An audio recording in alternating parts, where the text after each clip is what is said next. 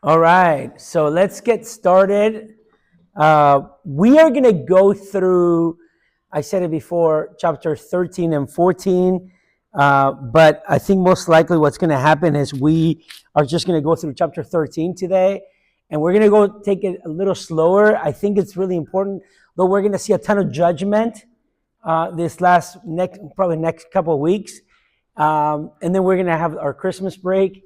I do think it's important, especially to see God's hand in what's going on. So look at I prepared these notes for you. They're quite extensive, but I did wanted to spend some time, especially in that review. You see there, number 2, my intro was really quick. So that number 2 there, it says, review Isaiah so far, and where are we going? Right? Okay. So we just finished last week. Do you remember what chapter John did for us last week? What did he do? 11 and 12, right? So we finished chapter 12. And if you had been paying attention at all the first week that we did this, I talked about that there's some big sections in Isaiah. So we finished that very first section, a really big section, which is chapters 1 through 12, right? And this initial section basically covers the oracles of judgment and hope, right? Do you remember anything from that section? You won't offend me. You won't. If you don't remember anything, guess whose fault it is?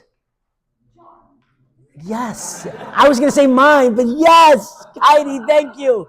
Thank you. Someone's getting it. Yes. Yes, it's John's fault, obviously. Do you remember anything from that section? Isaiah ends up in the throne room of God. Yes, chapter 6. Isaiah ends up in the throne room of God. Anything else you remember? Rebuke, yes. Tons of rebuke, right? Tons of judgment. And basically that section of chapters 1 through 12, it basically serves as an introduction to the book, right? It really details how ridiculously terrible the spiritual condition of Israel was. The social conditions were not better. Really, it actually followed with some future judgments, right, on future salvation. And that was chapters 1 through 12. And then even chapters 1 through 12 can be divided into 2 sections that we also saw. Chapters 1 through 5, 6 through 8, and 9 through 12. Chapters 1 through 5, remember, it dealt with the present terrible condition of Israel. You know, it really explained the moral failure of the nation of Israel. And then it actually tells us what Israel was like before Isaiah was called, right? And there were some social injustice issues going on, right? Do you remember some of those things? For example, how the rich used to oppress the poor. Even chapter 3, at the end of chapter 3, women are being indicted for pride and materialism. And even there's a series of woes in chapter 5, right? They basically was saying that the upper class is the one who is not fulfilling what God has called them to do. And then you had chapter 6, and you saw something incredible, like Chris said to us, right? God calls Isaiah while Isaiah is in the throne room of God. So just imagine all these terrible things are happening in the first 5 chapters. Isaiah is being called, and in the middle of that job interview, as we said in chapter 6, God tells him, yes, you have the job is yours, but just so you know, you won't be able to do the job. Why? Because these people won't listen to you, right? And then that led to chapter 7 that we spent 2 weeks on, which we talked about the confrontation with King Ahaz. And Isaiah is charged to confront King Ahaz and to warn him about trying to make an alliance with the anti-Assyrian coalition. Remember Aram and Israel, the northern Israel. And then God was going to give them 3 signs, right? Do you remember what these signs were? What? 3 signs. They were what? Biblia is holding one. The babies, right? They're babies, right? There were 3 children, right? And they were about, one of them meant that Israel was going to be restored. The other one, that God is going to be with us. And then the third one is going to deal with the judgment in chapter 8, right? And then in chapters 9 through 12, we saw the promise of a new ruler and deliverance, right? There's going to be a new ruler who's going to be perfect in every way. This ideal ruler is an actual person, and actually that person stands in sharp contrast to King Ahaz. King Ahaz is one of the top 3 worst kings that Judah has ever had, and he put his son to death, just to for the idols. He sacrificed his own son, and this ruler is going to be completely different. And then there's going to be hope after this destruction. Finally, hope, right? And then last week, John helped us to see not only that hope, but also that psalm of thanksgiving in chapter 12, right? There's a psalm of thanksgiving that mentions 2 key terms in the book of Isaiah. Number 1, Zion, that perfect city. And number 2, the Holy One of Israel, that person, that perfect ruler. Now, why am I doing all of this? And I want to do this after every major section. I want to do this because I think that it's really easy to lose focus of where we're at. Because we're going to look at now chapter 13, and we're going to see, oh yeah, there's all this judgment going on with some country that we don't even know. Like, what's the big deal about that? Well, you have to see that when Isaiah is announcing judgment here on Israel and Jerusalem, on the leadership, he's not just announcing a judgment. He's not just saying, well, you guys did bad, so you'll be judged. He's actually speaking of the whole redemption history, right? Remember what we talked about the first couple of weeks. We went back to Genesis 12, right? 1 through 3, right? That's the call of Abraham, right? Abraham was called and he was promised something. He was promised land, seed, and blessing. And that blessing aspect of it that he was being promised is that he who blesses Abraham was going to suffer what? Who blesses? He would be blessed, right? He would suffer blessing. And he who was not kind to Israel, what would happen? Yeah, God was going to curse them. And this is what we're about to see in chapters 13 to 23 is that, right? It's one of the longest sections of oracles against foreign nations found in all the prophets. And what we're going to see here is how God deals and how he is going to care for Israel, even though Israel doesn't care for them. Now, I don't know about you, but if someone crosses me, I'm not ready to serve them or be kind to them, right? But God, because he's rich in mercy, he is not like us. He will love Israel till the end. And even though he is choosing these people to exact judgment of Israel, he is going to actually judge those people at the same time. Now, remember we talked about 2 weeks ago a special doctrine that's very near and dear to my heart, which is the doctrine of concurrence. Not concurrency, concurrence. Concurrence. I also like the doctrine of currency. But no, yes, it's concurrence, right? God uses human methods to accomplish his will, right? And God will use these nations to accomplish his will. And his will is he's going to judge Israel. He will judge Judah for what they did. So now, a couple of things that are really important. I want you to look at here. Now we're at number 2. And look at scope and purpose. Scope and purpose there, the first page.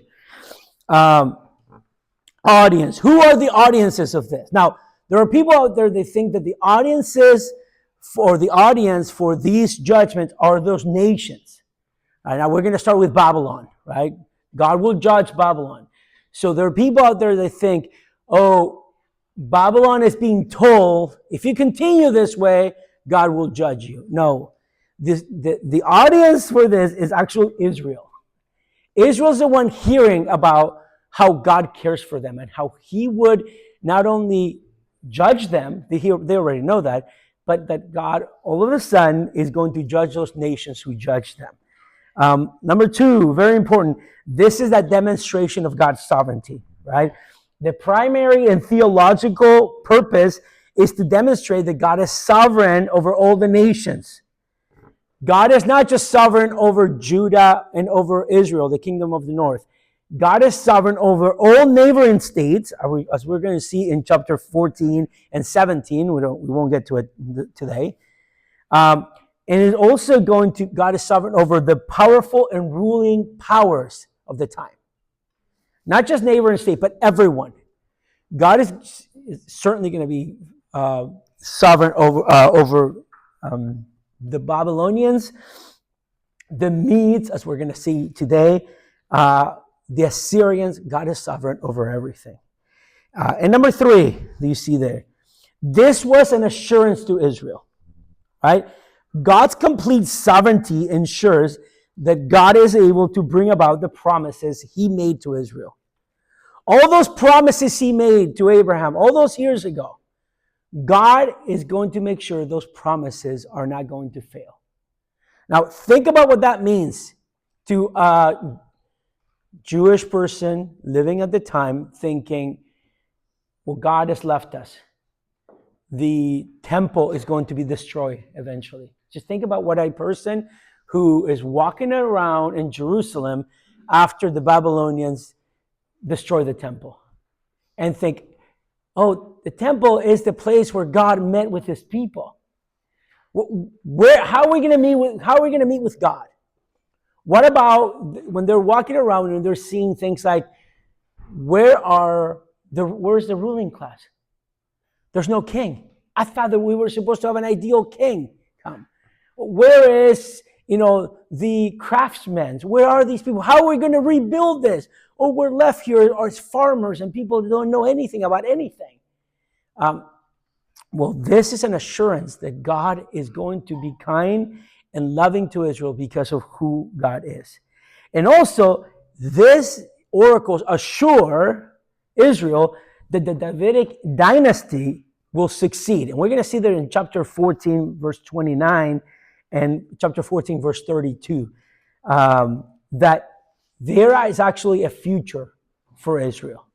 And we're going to see that. Now, also, what we're going to see today is that Babylon is going to play a central role. Now, when you think of Babylon, you think of what we know about Babylon now, right? They used to be one of the greatest powers in the world. The hanging gardens, Nebuchadnezzar, and you think of all of this time. But at this time, as we're going to see, Babylon was not Babylon back then. Babylon was just a world power, so like a small world power, that it was being subjugated by someone else at this time. And we're also going to talk about the Medes, if we get to it, which we will, I promise you. We're going to talk about the Medes. The Medes were a nobody group at this time. And they're the ones who are going to be taking over the Babylonians, who in turn is, Daniel is actually working for them, at the end of his life, remember?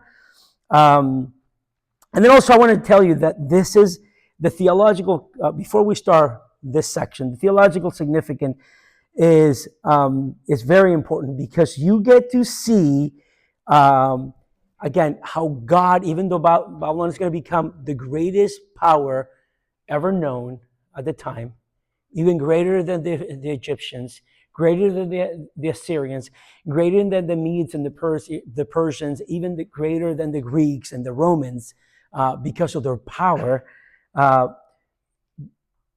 they're nothing compared to what God is going to do to them. And this should be a reminder as a Jew is reading this, and even in the time of Christ, they should have been reading Isaiah thinking world powers are no match with God. No match, zero match with God. All right, so let's get into it. Let's get into chapter 13 after that long introduction. And let's get into chapter 13. And we're going to look at chapter 13, verses 1 through 5. It's totally fine, Dean. You can throw things around, no problem. Let's read verses 1 through 5. And why don't we start with Rex? You want to read that for us, verses 1 through 5? The oracle concerning Babylon, which Isaiah saw. Lift up a standard on the bare hill. Raise your voice to them. Wave the hand that they may enter the doors of the nobles. I have commanded my consecrated ones. I have even called my mighty warriors, my proudly exulting ones, to execute my anger. A sound of tumult on the mountains, like that of many people. The sound of the uproar of kingdoms, of nations gathered together. The Lord of hosts is mustering the army for battle.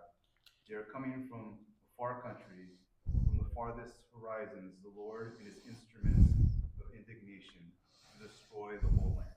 Okay, thank you. So here you have, let me give you a bit of context before. I talked a little bit about this, but there's a historical context. Babylon is resistance to Assyria. Babylon was not what we know. As I said before, Babylon was a key player in international politics in the latter half of the 8th century, but was constantly in conflict with the Assyrians. Why? Because they're trying to resist the rule of the Assyrian kings. The same kings that take Israel, the northern kingdom, captive are the kings who are subjugating the Babylonians, right?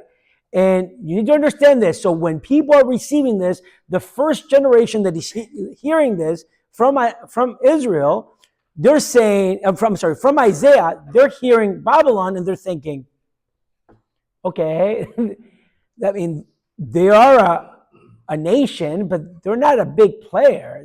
They're like a nobody, really. They're getting, subjugated just like we are, right? Why are we talking about them?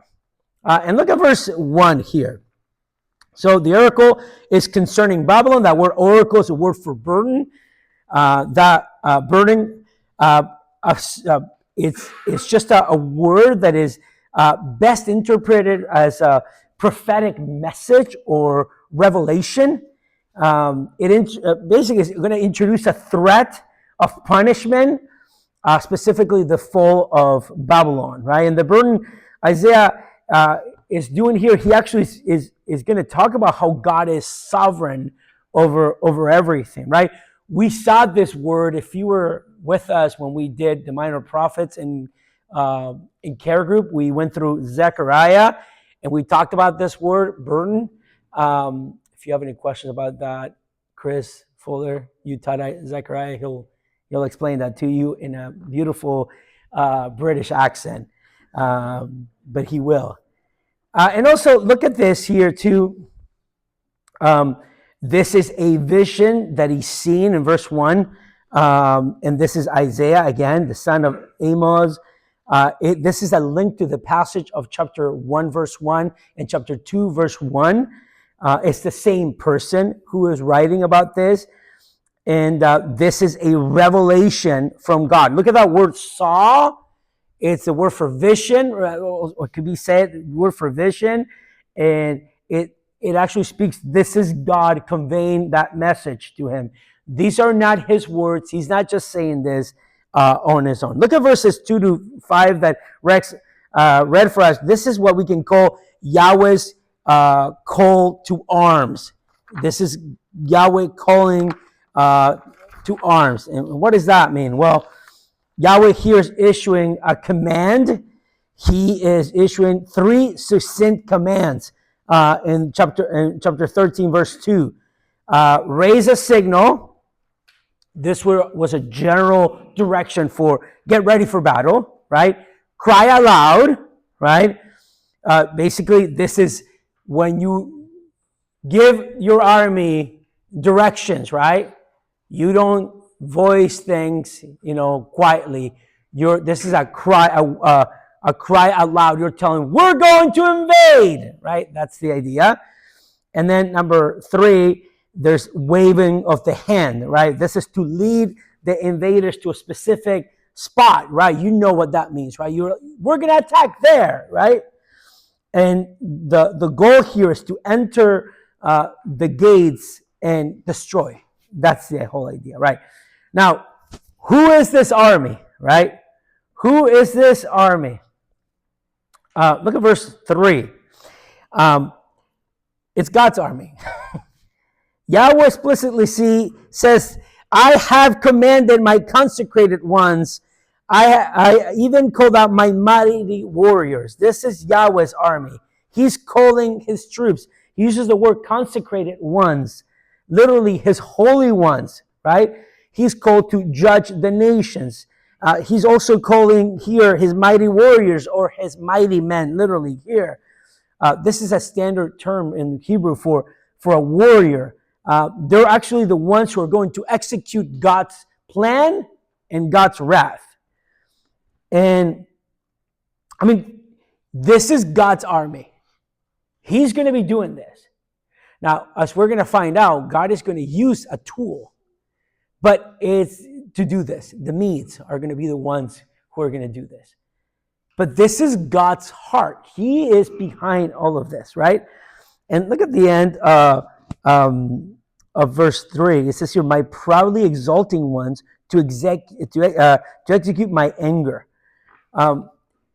This is something incredible. God is going to judge these people, and he's going to use these kingdoms or these mighty warriors to execute, to do exactly what he wants, and to avenge. Something is happening here.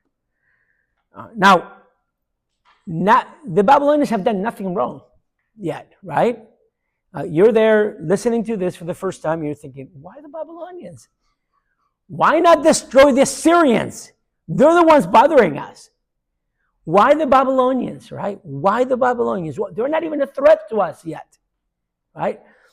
But again, this is when God has information that Isaiah doesn't, and the people don't either. Now that leads us to verses 4 and 5, which it talks about the gathering and the scope, the gathering and the scope here. And look at verse 4 here. There's a sound of a tumult on the mountains. There's an uproar, right? An uproar of kingdoms of nations gathering together, right? The commander here is calling them to do the work, right? Someone is amassing an army here, right? Verse 4 says that the Lord of hosts is mustering the army for battle. And in verse 5, it tells us what's going to happen, right? They're coming from a far country, from the farthest horizons. God is calling people to come and fight for him from afar. Now, the Babylonians are in the area where Iraq is today, right? I wish I had a map here. I can tell you where all of these things. But think about this. Babylonians are where Iraq is today. The Medes are, do you know where the Medes are? They're from where Iran is, right? So where the Persian Empire for a long time, right? So but if you look at them compared to where Israel is, yeah, you might say today, well, they're not that far. But back then, they're super far away. They're really far away. And this is why the Medes, eventually we're going to find out, he tells us who's going to destroy the Babylonians. The Medes look like they're so far away. What are these people doing here? Now, the Babylonians have nothing to do with us. Why is God destroying them? We need the Assyrians to be taken care of. Little do we know that the Babylonians are going to ruin the Assyrians' life, and then later the Medes are going to ruin the Babylonians' life. But all this information is given, and we still don't know what's happening. And that kind of, and I want to bring this, and I hope I'm not spiritualizing this, but isn't that what happens in our lives? We don't know what's going on a lot, right? I'm not talking about world politics. I'm talking about our own little petty lives, right? We don't know what's going on half the time. And we have to trust that God is going to be faithful. And we have to trust that God has a plan, right? And I think when we look at something of this stage and world domination, it looks like a game of Risk, right? But you look at this and you're thinking, okay, well, what does that have to do with me? Well, there was a promise given to Israel many years before it was called Israel. Before the man named Israel was even born, it was given to an older couple many years ago that lived in Ur of the Chaldeans. And yet, at the same time, you get to see, that this is God being faithful to that couple and that promise he made. And this is part of God's faithfulness. This is part of God's plan that is being enacted many, many years later, where their descendants have nothing to do with God, most of them, 90% of them, right? And this is interesting to see this, right? Because you get to see this, verses 1 through 5, and you're thinking, okay, what? That has zero bearing in my life today in the 21st century. And I'll submit to you that it has more than you think, right? Because we get to see who God is, right? We get to see the amazing God and how he deals and dealt with people in the past and deals with people in the present, right? And I'm not talking about world politics. I'm talking about our own lives, right? How he's going to do what he needs to do. Let's look at verse 6 to 16 here. And this is what we can call the day of the Lord is near here. And here we are introduced to the concept of the day of the Lord, that if you know anything about the minor prophets, when we enter the minor prophets, you know it's a day of judgment, right? A day of judgment. And we already saw this already in chapter 2, right? On the day of the Lord. But here what we're going to do is we're going to see specifically the effects of the day of the Lord. And we are also going to see how there is a worldwide repercussion for the day of the Lord. And we are going to see what is happening in Babylon. Look at verse 6. Let me see. Let's read. I don't want to have to read the whole thing. So let's do 6 to... maybe we should do 6 to 16 and read the whole thing. Derek, you want to read that for us? Wail, for the day of Yahweh is near. It will come as destruction from Almighty. Therefore all hands will fall limp, and every man's heart will melt. They will be terrified. Pains and labor pangs will take hold of them. They will writhe like women in labor. They will look at one another in astonishment, their faces aflame. Behold, the day of Yahweh is coming, cruel with fury and burning anger, to make the land a desolation. And he will exterminate its sinners from it. For the stars of heaven and their constellations will not flash forth their light. The sun will be dark when it rises, and the moon will not shed its light. Thus I will punish the world for its evil and the wicked for their iniquity. I will put an end to the pride of the arrogant, and bring low the lofty pride of the ruthless. I will make mortal man scarcer than fine gold, and mankind than gold of Ophir. And the earth will be shaken from its place at the fury of Yahweh of hosts in that day of his burning anger. And it will be that like a hunted gazelle, or like sheep with none to gather them. They will each turn to his own people, and each one flee to his own land. Anyone who is found will be pierced through, and anyone who is captured will fall by the sword. Their infants will also be dashed to pieces before their eyes. Their houses will be plundered, and their wives ravished. Thank you. Okay, so this is going to be the longest section, I think, of the day when we look at this. But I really think it's important because maybe I think it's important. You might not think it's important. But I really do want to take our time going through this, and then we'll go through the last part before we end the chapter. Look at this. Look at verse 6. This is what Isaiah says. Wail, for the day of the Lord is near. It will come as a destruction from the Almighty. Now, there's an announcement here, right? The announcement is wail, right? Cry, right? This is an imperative. Now, who's being asked to cry? Well, all the readers should be wailing, should be crying out, right? Why? Well, the character of the day of the Lord, right? The day of the Lord is near. What is the day of the Lord? Well, the day of the Lord is a day of destruction, right? The Almighty will destroy everything, right? And we're going to see what happened. Now, these are the responses to the announcements in verses 7 through 8. First, you're going to see some physical reaction. Look at verse 7, right? Every hand, it says here, will fall limp. Every heart will melt. And then the very beginning of verse 8, it says here, people will be terrified. People will be terrified. Now, this is what the day of the Lord is going to cause. Let me read to you what a commentator says. This is fantastic. He says this: the enemy, led by Yahweh, approaches, and his day comes bringing a total ruin for the Babylonians. Because of this sudden and irresistible attack, the hands, wherein a man's power resides, will become lax and slackened. They will hang down helpless, unable to resist the enemy.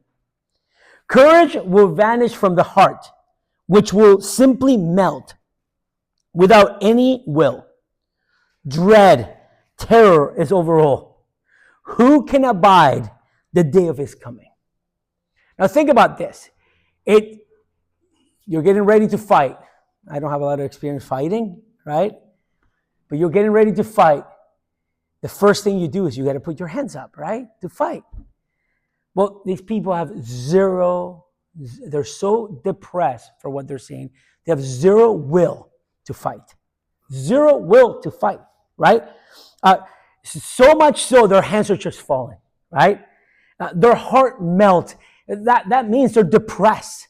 They're completely depressed. There's no fighting. It's like, why fight? We'll lose.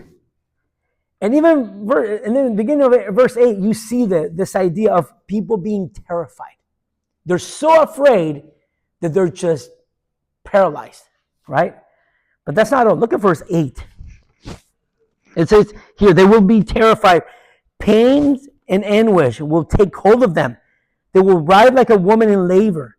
They will look to one another in astonishment, their face aflame. So birth pains, so this is the intensified distress, right? Birth pains will seize them.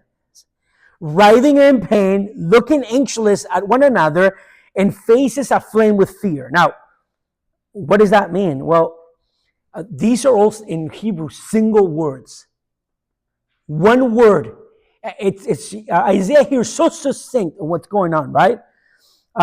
So basically the idea of a single word, it captures this idea. They will be terrified. So this thing starts with the word terror. That's how it starts. Terror. And that gravity really enhances that grim reality of what these people are going through and what's being described here. And really, it emphasizes just the sheer terror, right? And then he uses like three metaphors right here, right? One of them is the metaphor of labor, right? We just had a couple of babies be born this week, right? But we're not talking about good labor that brings a baby. We're talking about the bad labor that basically is what you would say fruitless labor. You're just going through labor and you don't get a baby afterwards. It's just labor for labor's sake. And this is, there's no end in sight, right? This is the idea. And then look at the second one here, right? There's that confusion, right? That look in astonishment. This idea linguistically means you are struck dumb by perplexity. Not just merely fear, right, from before, but loss of all certainty. You're in a state of confusion. You're indecision. You're baffled. You don't know what's going on. Something's happening around you, and you're like, what is happening around me? This is we can say, a commentator talks about cognitive paralysis. So you're so shocked by what God is doing around you that you're not just emotionally in terror, you can't think. You're paralyzed, not because you're analyzing, you're paralyzed because you can't analyze anything.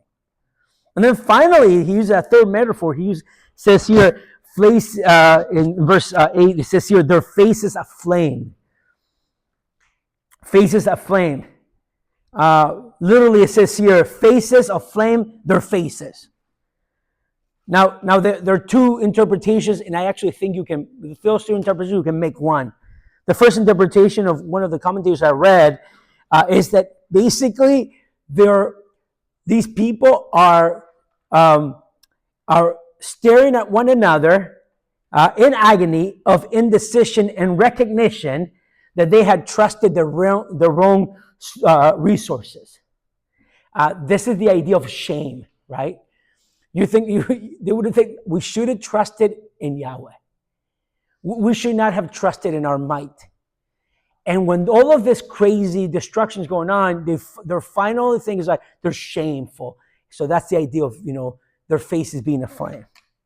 There's a second interpretation that says actually they're sweating with fear.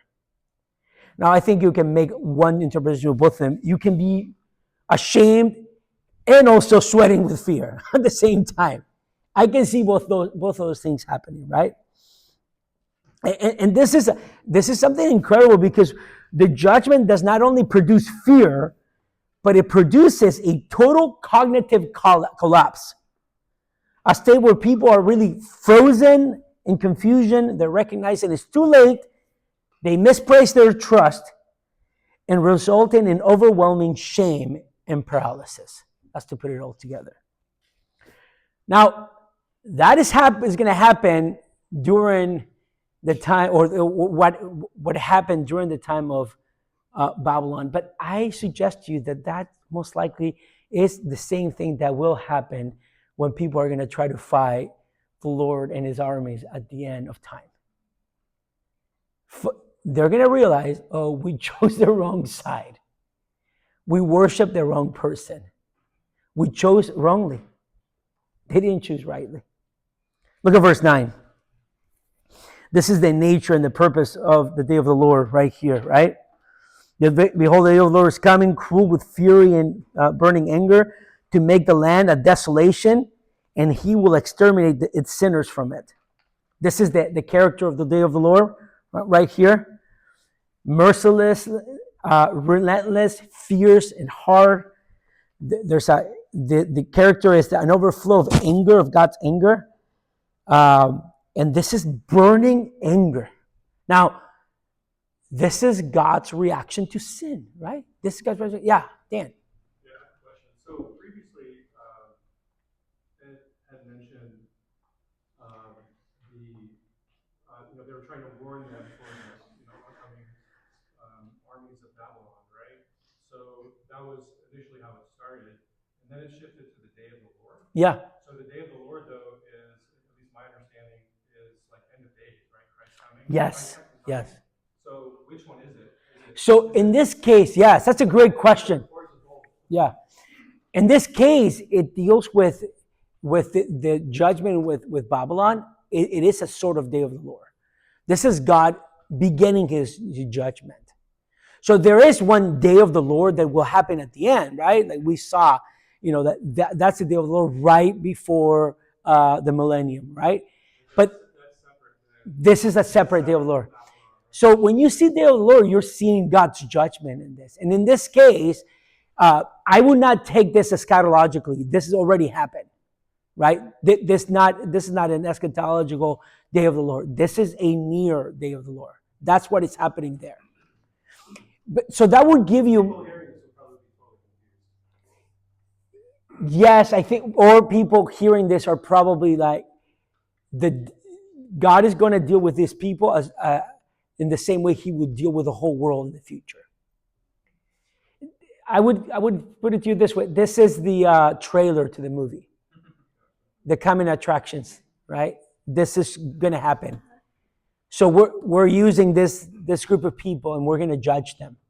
But there are many, if you look at it, there are many days of the Lord that are going to happen. There's one day of the Lord with capital D, right? That is going to happen at the end that we haven't seen yet. Yeah, but these are little D's. Yeah. But it is. I would say that's a great question, by the way. This is like a coming attractions, right? This is a trailer of what's going to be coming in the future. Yeah, and it's interesting because all of these things that are happening, and there are commentators that think, no, this is just an eschatological thing. But in its context, and this is why it's so important to read the Bible in the context, there's no way to take this out of the context and to make it sound something that is not. It's dealing with Babylon, and it's dealing, and as we're going to see, it's the Medes who are going to cause this. But I think, and I truly believe that Isaiah, and God ultimately, the Spirit, right, who is the one who is breathing his word out, wants to make sure Israel understands that it's not dumb luck that the Medes are going to beat the Babylonians and the Babylonians are going to beat the Assyrians. This is God's plan all along. And he's doing it for them, to show them that he loves them and to show them that he is still faithful to that promise he made to Abraham many, many years ago. So it's super important for us to know that now, even now, right? Like we need to set ourselves, okay, so where are we in the biblical timeline? And we're talking here about the 8th century BC, right? So this is 800 years plus before Jesus is born, right? And then we're talking, or 700 something years before Jesus is born. So we're talking, and then Abraham, I don't know what date we will find with Abraham, but I don't know if anyone has a direct date, but if we believe that the Exodus happened about 1400 BC, so we're talking 400 years before that, that's Joseph. A couple hundred years before that, that's Abraham, right? So we're talking almost 2,000 years before Jesus, you have Abraham. So we're talking 1,500 years before this thing. That's a long time, right? That promise was being made. Yeah, I mean, it's great question. Great question. So when you get to the next few verses, which like 10 and 11, it gets a little more apocalyptic sounding. Yeah. What do you do with that? Yeah. In terms of the question? Yeah. Let's get to it together. How about that? On the nature of the and again, the reason for the day of the Lord and the purpose is to destroy the sinners. Now, it does sound apocalyptic, right? It does sound apocalyptic. You might think, well, destroy all the sinners. That sounds like something that will happen at the end. Well, again, we know that, and especially when we get to verse 10, we're going to read now, it does sound apocalyptic, but we know what that could mean. In fact, why don't we get to it now, since, look at verse 10. I'll read it to you. For the stars of the heaven and their constellation will not flash forth their light. The sun will be dark when it rises, and the moon will not shed its light. Thus I will punish the world for its evil, and the wicked for their iniquity. I will also put an end to the arrogance of the proud, and abase the haughtiness of the ruthless. Now, this destruction of Babylon is going to be accompanied by cosmic phenomena, right? You're going to see the darkening of heavenly bodies. Now you think, just like Dave said, wait a second, that sounds like the end of the world, right? So dark stars and constellation won't give light. Sun is going to be dark at rising. The moon won't shed its light. You have biblical parallels, right? Joel 2, right? in Joel 3, Ezekiel 32, right, 7. Jesus even talks about this in Matthew 24, 29. And also we need to understand, right? So even in ancient Near Eastern context, similar metaphors, right, will appear, right, in Sumerian laments. So how do we do this, right? How do we understand this? If we know that this is not the end of times, how do we know this is not it? Well, I think what Isaiah is doing here, he's talking about a full out judgment. He's not saying this is the end of it. He's saying the judgment is such that a person then would understand that they understand the literature of the day, especially the apocalyptic literature of the day. They would understand this and they know, oh man, it's going to be like there's no light coming from the moon. Like there's a constant eclipse going on, that there's like no stars. And when you see a meteor shower or a shooting star, that's going to be like, oh, something's happening. He's using this not as a literal, but this is figurative language, right? This is a figurative language of saying people are going to feel like this is the end of time. I mean, just imagine. I mean, it's easy for us to sit here in the 21st century and think, well, it's just Babylon being destroyed. What's the big deal? Well, try having your life being turned upside down and seeing all that destruction of the biggest empire that ever lived, right? The biggest empire that ever lived at the time. And you're thinking, try that and just say, we are unbeatable. You see the hanging gardens. You see that we're just used to beating everyone. And now the Medes are coming and taking over. I mean, it's that cataclysmic event, right? It looks like something that would be completely out of sorts for you. And I think that that's what's being used right there. It's not a direct, oh, that's actually what's happening right there. Why do we know this? Well, because we see the context, right? We see what the context, what's driving all of these things is the context. The context is it's a prophecy against Babylon, not a country that sounds like Babylon in the 21st century or the 22nd century or whenever the Lord's coming back. There's actually a promise, and there is actually a fulfillment to that promise through the Medes. And we have the benefit that they don't have of seeing history and how it unfolded. And in a way, it unfolded the same way that we're seeing it now. And look at this. The three groups that are marked for punishment here in verses 11 and 12.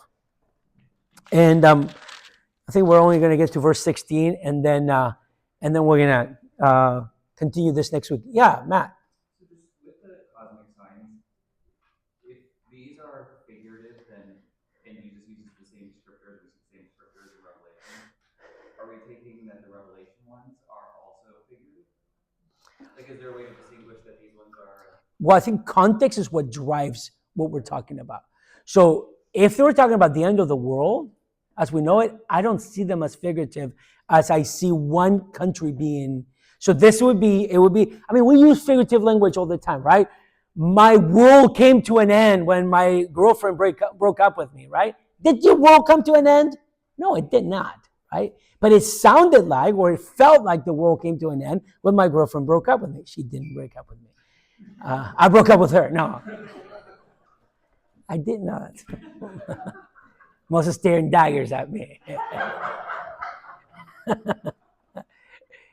But like we use that kind of language. I think this is the kind of language that is being used here. But also is borrowing from the people around them. This is what they felt the end of the world would seem to them like. But I think when we're talking about the future, we know for a fact this is what's going to happen.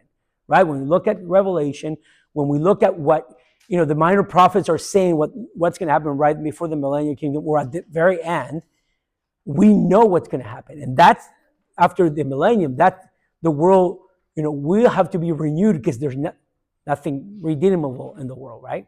So you said post-millennial, yes, but then even Revelation versus pre-millennial, no, that would be more allegorical.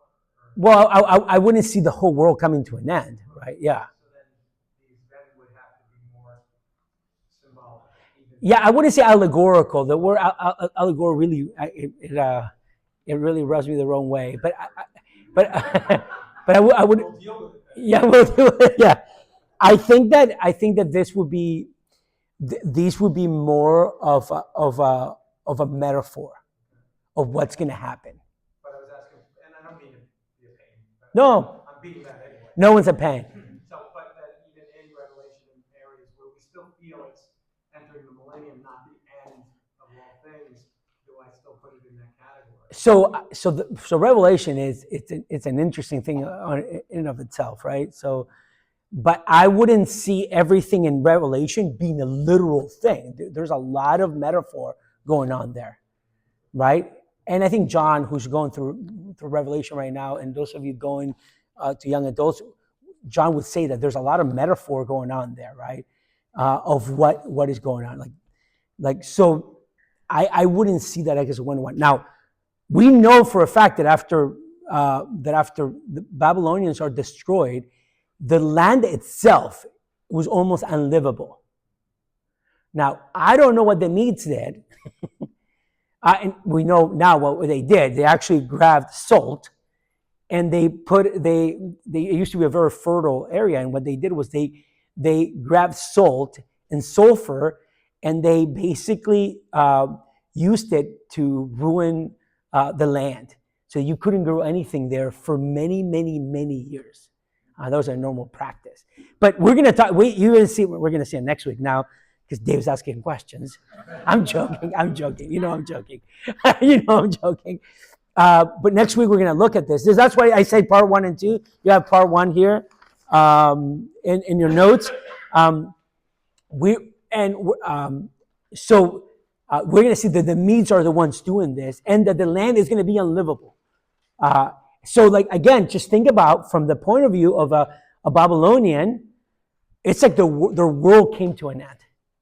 I mean, everything is destroyed. Tons of people being killed. And there isn't such a thing as a Babylonian anymore, quote unquote. They're basically grafted into the Medes. Not that DNA was lost, obviously, you know that. There's still Hittites and Jebusites around and Canaanites. Their DNA is running around somewhere. They're just been assimilated into other cultures. Anyway, let me finish with this, because we need to be finished now. And what I'll do is next we will continue with this. If you have questions, come ready to ask questions, right? It's the Sunday after Thanksgiving, so be thankful and ask questions. I know you love to think about Isaiah when you're not here. So just ask questions. So how should we put this into practice, right? How should we put this into practice? And I want to leave you with this thought. We already talked a little bit about this, about God's faithfulness. But seeing God's judgment as a way to salvation. That's how I want us to think about this. Some years ago, this guy I really like a lot wrote a book throughout the whole Bible, and he called it God's glory through judgment, God's salvation through judgment, he called it. And it's incredible to see how God saves his people through judging them, or through judging people, right? And you see this, right? And the perfect example of that is Jesus, right? Jesus was judged on the cross as though he had committed all the sins that we have committed, right? And the fact that if you are in Christ right now, no matter who you are, if you're in Christ right now, sitting here, you will not be judged for your sin. Have you thought about that? Jesus took the punishment for you. 100% of the punishment for you. So my sin, the one I committed today, or I will commit today, and I committed yesterday, and the day before yesterday, will not be counted against me, because there's no condemnation, right? And judgment was taken by Jesus, and he was judged for us. So think about a Jew back then, right? The only way to be saved, it was actually to trust in that God who was perfect, and to trust him. And they wouldn't do it, right? Because they saw their situations and around them. They're like, well, it's so much easier to worship Baal, right? And even for us too, we see our sins are forgiven, and it's so easy to go to peripheral things, right? Than to go to the source of all life, right?